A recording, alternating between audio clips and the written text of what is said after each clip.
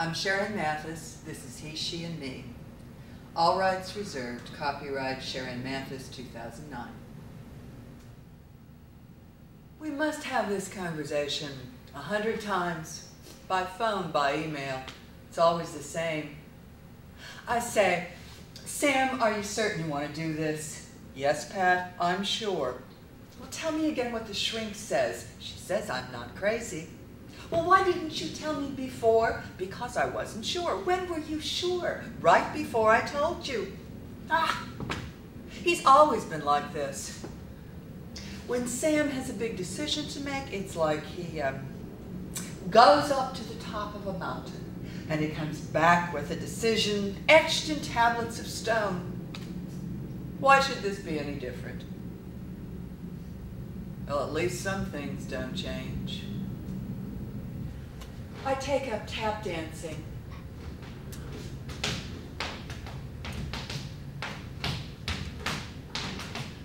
I only know one step. Shuffle, ball, change. I'm a terrible dancer. I have to think about every step. I have to think to keep my feet moving. That's all I have to do. Keep my feet moving. Shit. I wish I hadn't sworn off booze and drugs. When Sam comes home, he tells me that his new name is Sheila. And that is what he would like me to call her. Okay, I can do that. But in my head, I call him he, she. Sheila would hate that. Come on, he's been she to him herself for a long time. I'm just finding out about it. I need some time. I need my time. When I'm here alone and it's quiet, I can lie down for a long time. I can be very still. There are these words I say to keep my head from running. I don't know. I don't know. Right now, I just don't have to know. Sometimes I can make myself believe that nothing is moving. Sam and I always had our full moon thing. We would sit outside every month and watch the full moon together. Might talk, might not. Even if it was really cold, if the sky was clear, we'd be out there watching. All those years, through my crazy family, getting up, getting out, getting old. I counted on those nights. They were like breathing. And Sam understood. God, I thought that was so precious. A man would understand what those nights meant to me, how deep in my cells they ran. Son of a bitch never told me he felt the same way. Bastard just let me think he was being good to me. No, Sam, go back in the house. I will watch the goddamn moon alone.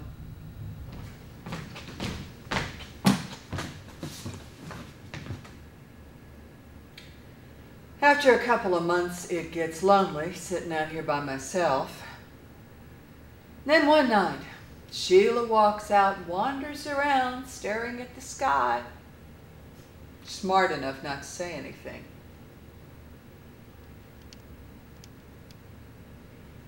You know, Sam, I thought what we had together, our connection, I thought we were special. Guess I was wrong. Really, we were just two peas in a pod. Sam's not sure if the techies he works with can deal with him becoming Miss Sheila. And he's not sure he can deal with them dealing with it.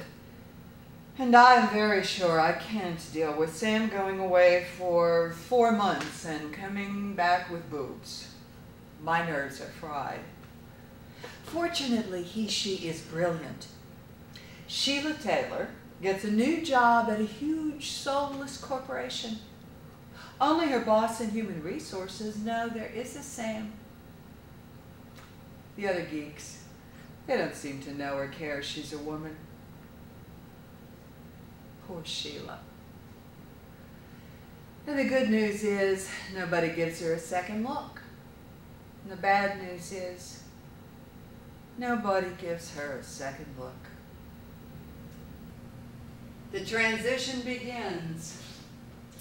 Sam starts taking female hormones. He's thrilled. I'm waiting for bomb to explode. First, he loses his whiskers and his body hair, and that's kind of sexy. I can live with that. And then his personality changes. She is mellower, like Sam used to be at the end of a long vacation. There's always time to sit and chat. Well, that's a good thing. And then he starts growing boobs. And they spring up like little mushrooms after the rain, and they grow and they grow and they grow, and damn, if that man doesn't end up with a bigger rack than me, and his are all new and perky, and mine are all old and flabby. It is so not fair. I miss Sam's flat chest. If I ask her, Sheila lets me curl up to her back. She is good about that. I'm going to become a Buddhist. Non-attachment. That's the way to go. I'll rise above it.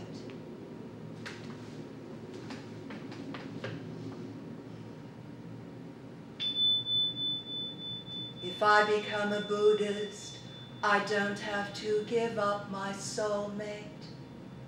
All I have to give up is my attachment to his beard, his muscles, his chest,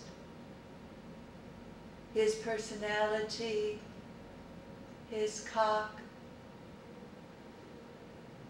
Oh, I don't have to give up his eyes. Where does the soul live, anyway? Shopping. Well, now she has boobs, and so we must go shopping. I mean, real cleavage. Keeping it under wraps is out of the question. I am so paranoid going in the ladies' dressing room with Sam. I know I look like a shoplifter, but I have plenty of chances to get over it because before the day is done, we have crawled the mall from one end to the other. We've been to the food court 3 times. We made I don't know how many trips to the car with bags of stuff. I mean, the girl needs everything from underwear to earrings. And I'm into it. I'm having fun being all girly with my best friend. We try different looks, pick out her best colors, add a little sparkle. And Sheila's getting that little sachet in her walk that girls get when they know they're gonna look good.